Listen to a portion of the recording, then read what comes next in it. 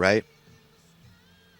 Um, and his basic energy needs, he's got to survive in the winter, so he needs some firewood, some way to heat himself, his home, and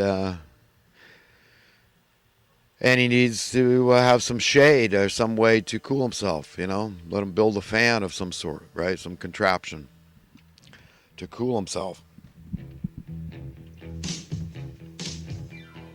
So what would most bosses say? Say no way, because they start doing the quick math in their head, and they say, "Oh my God, that'd be way more than minimum wage." Yeah, you understand what's happened here? See, Trump talks about making America great again, and as much as I support Trump, because I do believe that prosperity, universal prosperity, is the best path to universal freedom, true freedom, absolute freedom. Okay, and plus Trump, the reason I support it is because he said he's ashamed of homelessness, and that was the hook for me. That's why I voted for him. Okay, I'm ashamed of homelessness in America, so we're completely eye to eye on those issues, and that's why I support him. I think at the end of the day, he's a good guy. I think we should thank God for Trump. I mean, look at all the establishmentarians that hated him. Okay, he wasn't the whopper they asked for. Okay, they wanted Hillary. They were comfortable with that. They knew what that tasted like. Trump, not so much, right? Wild card. So I support that, but he needs to elaborate when he talks about make America great again. Well, be specific. What time in history in his head was America great, and what were the factors that made America great? Okay, how about when you, on a minimum wage job, you could support your household? One man going to work could support his family. Everybody had dignity. Everybody could afford a middle class life if they're willing to work.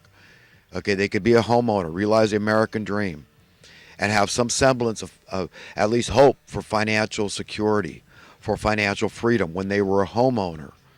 Okay, when it became comfortable for them, when they weren't under the yoke of financial oppression anymore, when they were free, they were set free, financially free. See, if you're not financially free as part of your overall sense of freedom, then you're not free. And that's a big deal. We've got to understand this, how it ties into Scripture and God's will for us, and how important it is for all of us to know these things, understand basic economic principles so you know when you're being taken and when you're not. You know the difference between true capitalism and crony capitalism, which amounts really at this point in history to fascism. And the reason I say that is because the government's involved now. Who is the government?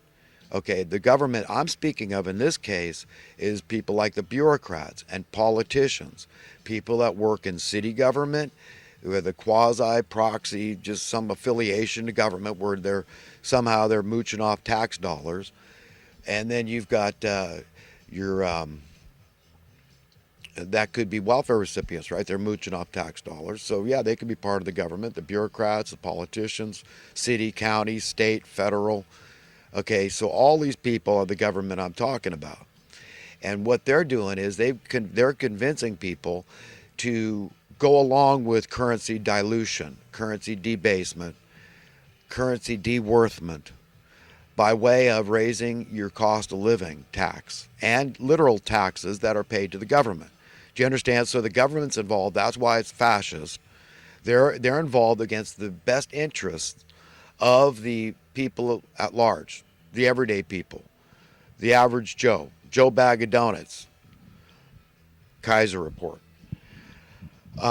So yeah, just regular, just blue collar, labor class, working class people, just regular people, normal people, people working at factories, in restaurants, in grocery stores, retail outlets, all over the country. I mean, these people do a multitude of jobs, and a lot of these are minimum wage jobs. So do you understand how appalling it is to me, okay, who hasn't worked for minimum wage for a long time, who's set to get a basic minimum income soon because I'm going to be able to collect Social Security very soon. Uh, why do I care about other people? Why do I care that there's a universal basic income so nobody has to be born into fear, okay, unnecessarily, financial fear and insecurity, okay, and lack of freedom, enslavement, in other words. You understand? Because I care about people, because I'm a selfish man. Why do I care about minimum wage? And what's happened here? If we do the math, Bernie Sanders won't be spewing this crap about $15 an hour. See, he's a liar. I mean, I think it's disingenuous. That's my take. Maybe I'm wrong. Okay, sue me. But I think anybody that's telling you 15 bucks an hour, no, they should be talking about reality. Let's revisit the buying power of a minimum wage job in the early 1960s when JFK was president. Okay, that's what we need to look at. We need to define what capitalism is, and it was very capitalistic that JFK had issued this competing, right? Competition is a huge part of true capitalism. Okay, these U.S. Treasury notes that he was competing with the Federal Reserve over their Federal Reserve notes, the silver-backed notes that he was issuing, the silver certificates he was issuing that looked just about like the dollars we all know and love, right? Federal Reserve notes, dollars. And it was winning. He was going to win. It was obvious that people were taking, they understood intuitively, instinctively, this idea of sound money, limited supply, keep it, and it'll keep things stable. We want stability. We don't want to get ripped off by the bankers so that what we were warned by, was it Thomas Jefferson, that if you allow the banksters to get their way, then you're going to wake up homeless on the continent your forefathers conquered, to paraphrase what this person said. Because we knew that as Americans, we wanted freedom. We love freedom. And we knew that these people, if they were allowed to get their way, they were going to enslave us any which way they could. And we see that this minimum wage, you see, I keep alluding to this because it's so critical to understand how they've done this, how they've taken us, and how they've turned California, what is it, the fifth most powerful economy in the world, okay? And this is what they've done. As goes California, so goes the rest of the country. So the majority of California residents today are renters.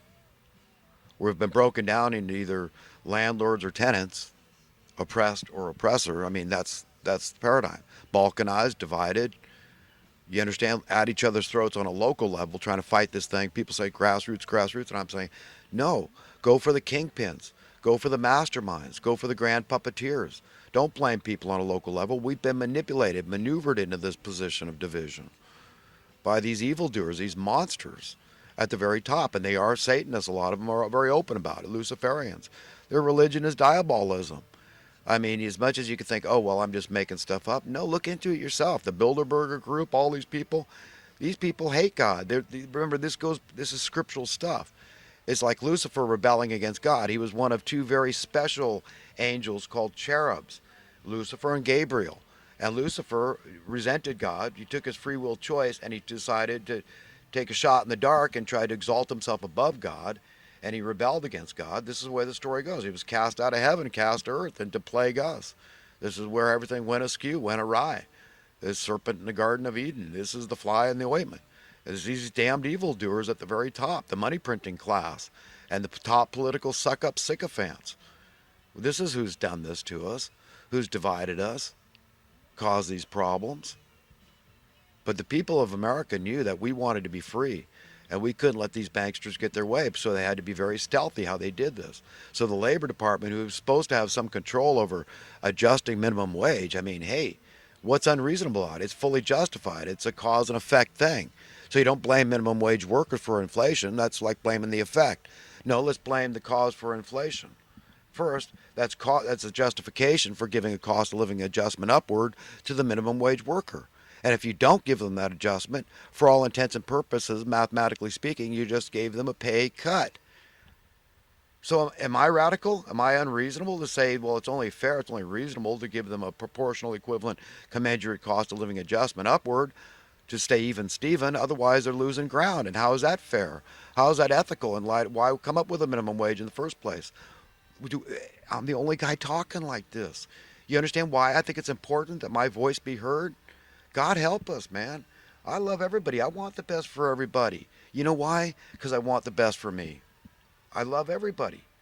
Thank God. Thank God. Of all the things about me I cherish, I just cherish above all that God put it in my heart to insist on being an egalitarian. Yeah, I want the best for everybody. You're all great. You're all wonderful. If I had my way, you'd be free, baby. all of you, everybody on the whole face of this earth. I love you and want the best for you. And God, thank God for putting that in my heart. That's who did it. So